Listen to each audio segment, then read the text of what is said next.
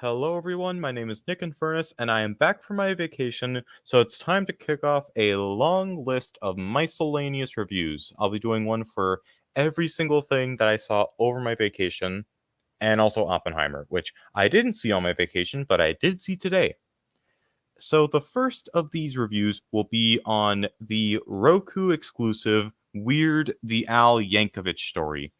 Now, I keep pronouncing that Yankovic. I don't remember if it's Yankovic or Yankovic. Either way, this is a movie that's a biopic about Weird Al, and I'll admit that I probably wouldn't be reviewing this or even viewing it at all if it weren't for the people who, own the beach house that we've been renting for, I'd say probably like a decade and a half at this point. But the thing is, me and my family, we don't have Roku. We have like Netflix and Hulu and Disney Plus, and that's it. We don't have Roku. The people who own our beach house do have Roku, so I pitched the idea to, watch Weird, since it's a movie I heard good things about. Not to mention that both my mom and my dad are massive fans of Weird Al. So watching this with both of them, that's probably the best context for a viewing experience that I probably could have had with this movie. And I will say, our thoughts on the movie are pretty much the same between all three of us. So, what are my thoughts? Well, first of all, it's probably important to mention that one of the writers of this movie is Weird Al himself. And when you hear that, when you find out about that, it actually makes a lot of sense because the storytelling of this movie is very wacky. It's very over the top and, well, weird, but it's still a believable story, and it hits the right notes to where it's able to convey just the right points. So you have an idea of the message that he's trying to convey in each scene, despite how weird and over the top it is. It also helps that Daniel Radcliffe is a great Weird Al.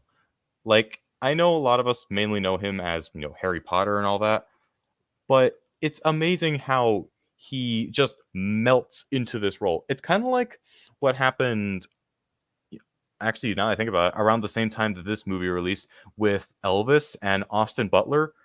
Like, I have no idea who Austin Butler is. I'm not that familiar with that actor, but he melted into the role of Elvis Presley, and Daniel Radcliffe does the exact same thing here with Weird Al. He, nails like the mannerisms, the voice even sounds the same, and he sings like, I don't know if like Weird Al was doing like a dubbing job with all the musical numbers in this movie, but if not, and if it actually was Daniel doing all the songs himself, he he got it bang on. Like, that is probably one of the best, imitations I have seen.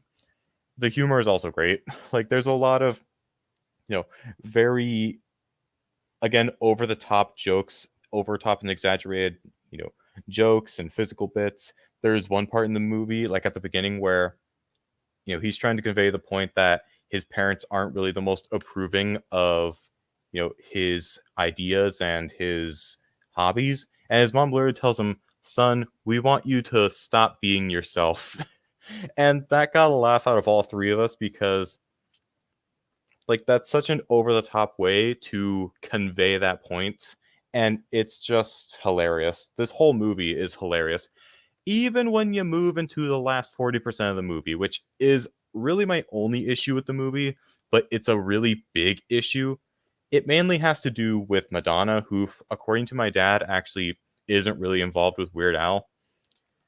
It just doesn't feel like the same movie once she enters Al's life. When she enters, it kind of just goes in this really weird direction. Like, I know I've been praising the movie for being weird. This is weird in a bad way where it starts doing a bunch of plot points that don't really mesh well with the rest of it. It becomes this action thriller movie in the jungle where, like, he's trying to save her and he gets saved by a gunshot by one of his platinum awards. Then it's weird. I know I'm using the word weird a lot in this review, but that's just how it is. it just feels like it goes completely off the rails by, the time you get to like the middle of the second act. And like the actress playing Madonna does a good job. I just don't know if she really belonged in the movie. And it does kind of feel like the movie got worse once she enters the picture.